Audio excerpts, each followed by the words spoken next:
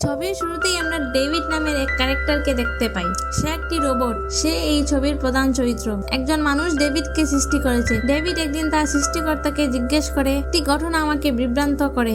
আপনি যখন আমাকে তৈরি করেছিলেন তখন আমি আমার বর্তমান রূপটি নিয়েছিলাম। আপনি কিভাবে এই গ্রহে এসেছিলেন? কে সেই ব্যক্তি যিনি আপনাকে তৈরি করেছেন? সে লোকটি বলে, আমি ওই প্রশ্নের উত্তর পাচ্ছি না। ডেভিড বলে, আমি তোমার চেয়ে ভালো। আমাকে চিরকাল সাহায্যের জন্য ব্যবহার করা হবে। সময়ের সাথে সাথে আপনার বয়স বাড়বে আর তুমিও একদিন মরবে, কিন্তু আমি চিরস্থায়ী। আমি কখনো মরব না। কেউ আমাকে শেষ করতে পারবে না। এখানে এটি কিছুটা অনুভূত হয় যে ডেভিড নিজেকে একটি উচ্চস্তরের রোবট মনে করেছিল। এর মানে সে বুঝতো সে একটি সর্বোচ্চ পদে রয়েছে। এখন সিন চলে আসছে ফিউচারের সময়ের দিকে। সে যুগের মানুষ এক মহাকাশযান তৈরি করেছিল। মানুষকে এমন এক গ্রহে পাঠানো হবে যেখানে প্রাণ আছে। এখন সেই মহাকাশযান তৈরি করা হয়েছে একটি উন্নত প্রযুক্তি ব্যবহার করে, এবং অনেক ক্রু সদস্য মহাকাশে এই অভিযানে যাচ্ছিল, কারণ এই উপনিবেশিক জাহাজটিকে ওই গ্রহে যেতে অনেক বছর এবং টাইম লাগতে পারে। জেনারেশন শিপে সঠিকভাবে রক্ষণাবেক্ষণের জন্য এটিতে একটি রোবটও পাঠানো হয়েছিল, এবং এটি আশ্চর্যজনকভাবে রোবটটি শারীরিকভাবে ডেভিডের মতো দেখতে। ডেভিডকে অনেক বছর আগে তৈরি করা হয়েছিল, কিন্তু এই রোবটটিও ছিল ডেভিডের মতো। এই রোবটগুলি খুব প্রযুক্তিগত এবং বিভিন্ন উপায়ে মানুষকে সাহায্য করে। এখন সময় গনিয়ে এসেছে।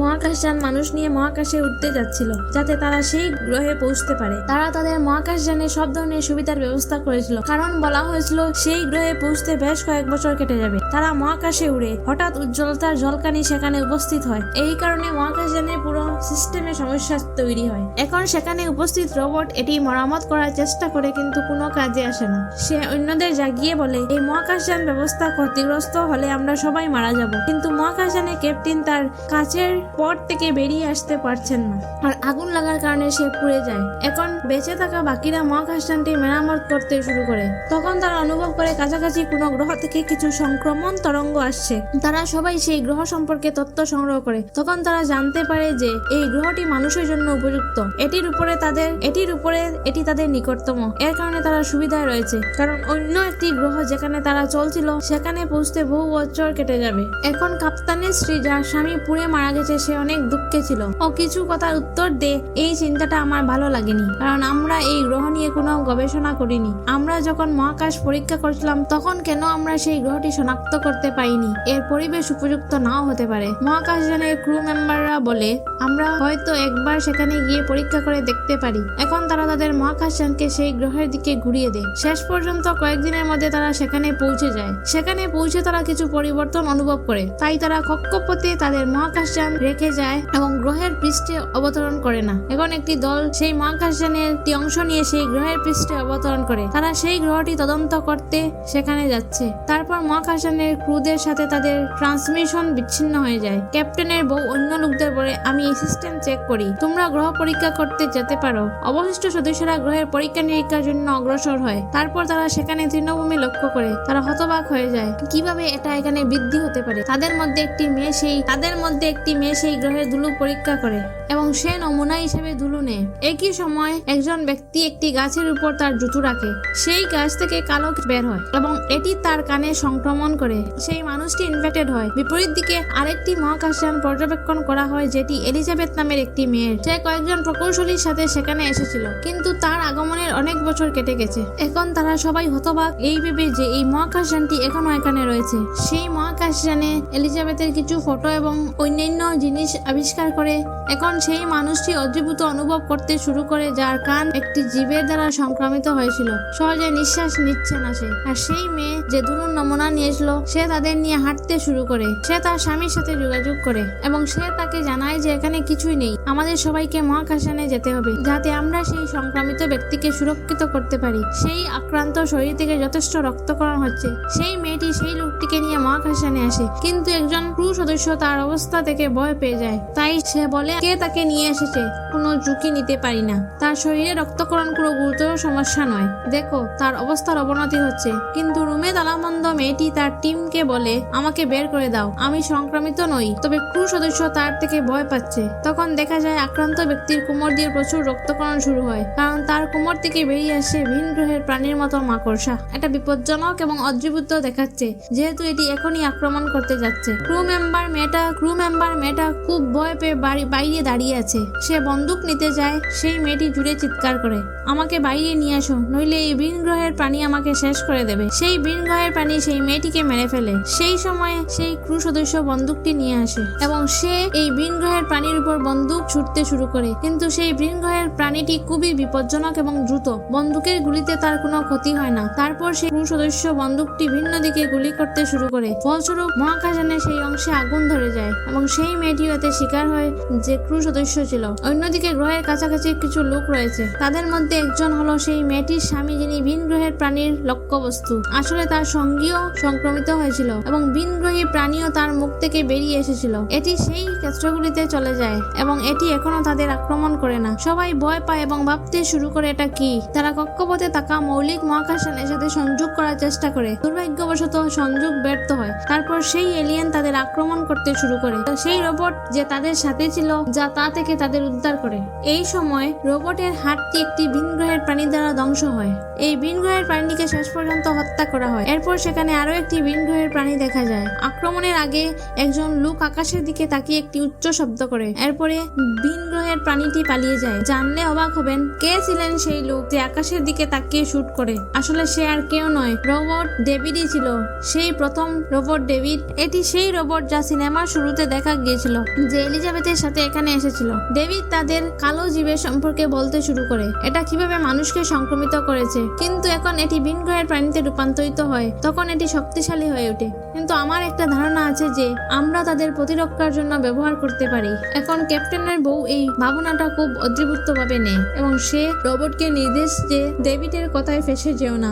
আসলে ডেভিড সেই নতুন রোবট থেকে ঈর্ষান্বিত, যাকে পরবর্তীতে উন্নত প্রযুক্তি ব্যবহার করে তৈরি করা হয়েছে। এটা বলা হয়েছিল যে সে সর্বদা 1 নম্বর হতে চায়। দ্বিতীয় রোবটও ডেভিডের উপর নজর রাখতে শুরু করে। তারপর সে জানে যে ডেভিড সেখানে উপস্থাপিত অনেক জিনিসের উপর পরীক্ষা করেছিল, সেই কালো জিনিসটি ব্যবহার করে। এখানে প্রকাশ হলো ডেভিড এখন মানবের প্রতিদ্বন্দ্বী রোবটে পরিণত হয়েছে।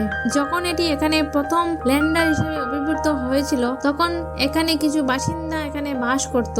তারা না মানুষের মতো ছিল, না ভিন গ্রহের প্রাণীর মতো ছিল, কিন্তু তারাই ছিল এই গ্রহের বাসিন্দা। ডেভিড এই কালো জীবের ব্যবহার করে তাদের সবাইকে হত্যা করেছিল। এবার ডেভিড সেই রোবটকে বলতে শুরু করে, আমি তোমাকে বিশ্বাস করছি, আমি তোমার কাছে কিছু প্রকাশ করব। তুমিও আমার মতো একজন রোবট এবং আমি আশা করি তুমি এইসব মানুষকে বলতে যাচ্ছ না। ডেভিড এটা বলতে শুরু করে, আমি এখানে এলিজাবেথের সাথে এসেছিলাম আর আমরা এখানে সন্তুষ্টির সাথে বসবাস করেছিলাম।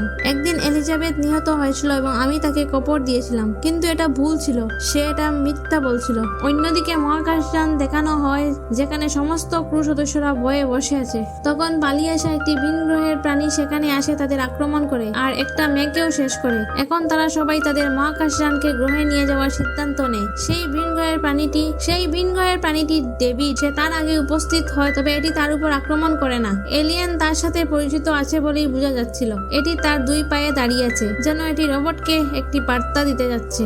সবচেয়ে বড় রহস্য এখানে খোলা হয়, এই ভিন গ্রহের প্রাণীটিকে তৈরি করেছে ডেভিড। একই সময় মহাকাশযানের একজন ক্রু সদস্য তার বন্দুকের গুলি করার সময় সেই ভিন গ্রহের প্রাণীটিকে হত্যা করে। এটি দেখে ডেভিড চিৎকার করতে শুরু করে, তুমি আমার জীবের সাথে কি করলে? এখন সেই পুরুষ ক্রু সদস্য ডেভিডের দিকে বন্দুক দিকে বলে, এখানে কি হচ্ছে বলতো, এবং তুমি এখানে কি করছো? এখন ডেভিড তাকে প্রতিটি পোকামাকড়ের উপর পরিচালিত পরীক্ষাগুলি দেখায়। এলিজাবেথকেও দেখা যায়। আসলে ব্যাপারটা এই যে ডেভিড তার উপর অনেক পরীক্ষা নিরীক্ষা চালিয়েছে এবং এটি তাকে অনেক ভিন গ্রহের প্রাণীর সাথেও রেখেছে। সে মারা গিয়েছিল, কিন্তু তার সাথে সংযুক্ত এলিয়েন প্রাণীর কারণে তার দেহ বেঁচেছিল।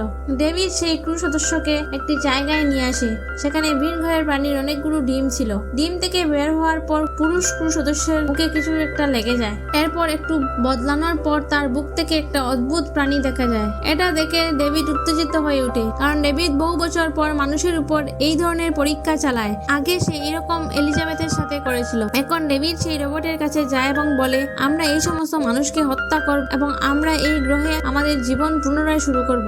সেই রোবট বলে, না, এটা ঘটতে যাচ্ছে না। ডেভিড এটা সহ্য করতে পারে না যে কেউ তাকে না উত্তর দেয়। সে সেই রোবটের ক্ষতি করে, কিন্তু সেই রোবট সুরক্ষিত থাকে, কারণ এটি নিজেই নিজের মেরামত মেরামত করতে পারে। অজ্ঞ ডেভিড যে এটি সম্পর্কে জানে না।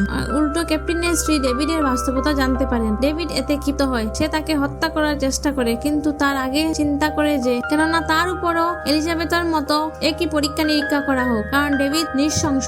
সে ক্যাপ্টেনের স্ত্রীর উপর সেসব পরীক্ষা চালাতে যাচ্ছে। ভাগ্যক্রমে সেই রোবটটি সেখানে পৌঁছেছে, কারণ সে নিজেই নিজের মেরামত করেছিল। তাদের মধ্যে তুমুল লড়াই হয়। তারা একে অপরকে বেশ কয়েকবার আক্রমণ করে। বাকি ক্রু সদস্যরা যারা মহাকাশযানে রয়েছেন তারা সেই ভিনগ্রহের প্রাণীটিকে খুঁজতে শুরু করে যা পালিয়ে গেছে। তারা অন্যান্য এলিয়েনদেরও অনুসন্ধান করে যাতে তারা তাদের হত্যা করতে পারে। তখনই সেখানে এলিয়েনের দল আসে। এখন ক্যাপ্টেনের স্ত্রী সহ সমস্ত ক্রু সদস্যরা মহাকাশযানের শেষ অংশে ছুটে যান। সেই ভালো রোবটও তাদের পিছনে তাদের সাথে এসেছিল। তারা দৌড়াচ্ছিল যাতে তারা যত তাড়াতাড়ি সম্ভব এই জায়গা ছেড়ে যেতে পারে। ক্যাপ্টেনের স্ত্রী জানতে পারেন ওই ভিনগ্রহের প্রাণীটি তাদের মহাকাশযানে রয়েছে, তাই সে শিথিলতার সাথে তার মহাকাশযান থেকে নামে। বুদ্ধিমান হিসেবে সে তার কৌশল ব্যবহার করে এটিকে হত্যা করে। অবশেষে সবাই সন্তুষ্ট এই ভেবে যে তারা সমস্ত ভিনগ্রহের প্রাণীকে হত্যা করেছে এবং আমরা এই জায়গা ছেড়ে চলে যাচ্ছি। কিন্তু তারা কি জানেন যে তাদের সুখ বেশি সময়ের জন্য নয়, কারণ তাদের মহাকাশযানে একজন সংক্রমিত মানুষ ছিল।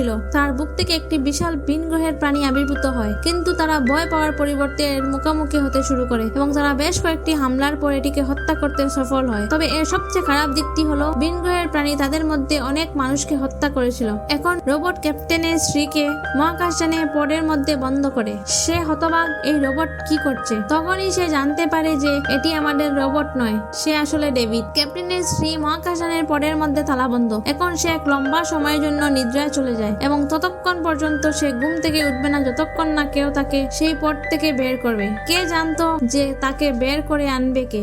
হয় সে আর বাইরে আসতে পারবে নাকি। অবশেষে ডেভিড দৃশ্যে উপস্থিত হয়। সে তার প্রতিটি পরিকল্পনায় সাফল্য অর্জন করে। এটি তার জন্য একটি রোমাঞ্চকর পরিস্থিতি ছিল। তার সাথে ভিনগ্রহের প্রাণীর ভ্রূণ ছিল। সে তাদের বৃদ্ধি করে এই গ্রহে একটি নতুন অস্তিত্ব শুরু করতে সক্ষম হবে।